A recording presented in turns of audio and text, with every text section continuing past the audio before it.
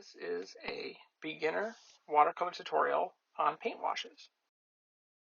A paint wash is when you have a large area of watercolor that is blended, usually with another color, across an entire page. I've covered my paper with water to start, and the entire paper kind of arced into a big curve, and so I taped it to the table here with painter's tape, and that'll help hold it flat. I'm also starting from the bottom here with lighter color, this yellow, and then I'm going darker as I go upwards to kind of create like a sunset or a morning sky gradient.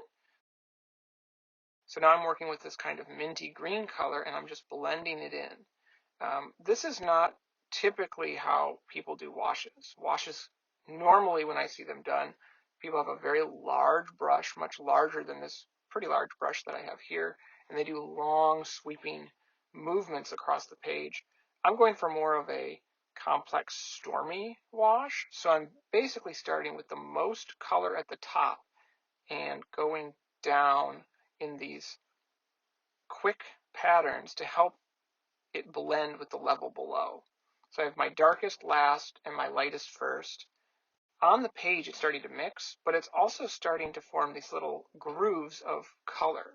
As you can see, there's kind of this valley here of water across my page, so I need to try and get rid of that.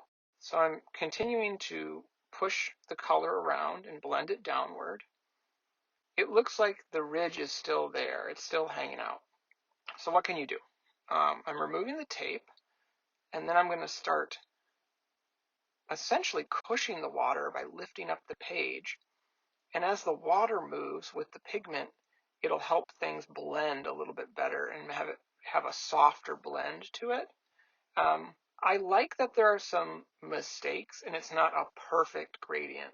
It doesn't start out yellow and go 100% to blue by the other side.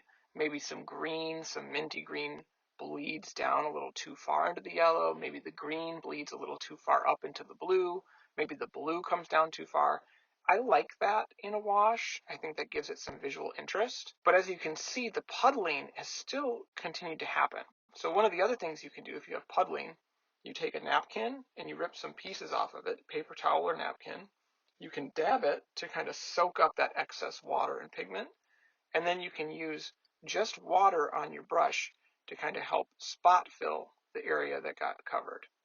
So I've added some water to the areas where there is pigment to help get those dry areas wet again.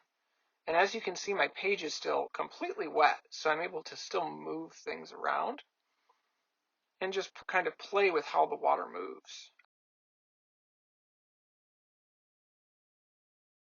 Thank you for watching. I hope you enjoyed this video. If you did, please give it a like and subscribe to my channel for more watercolor tutorials.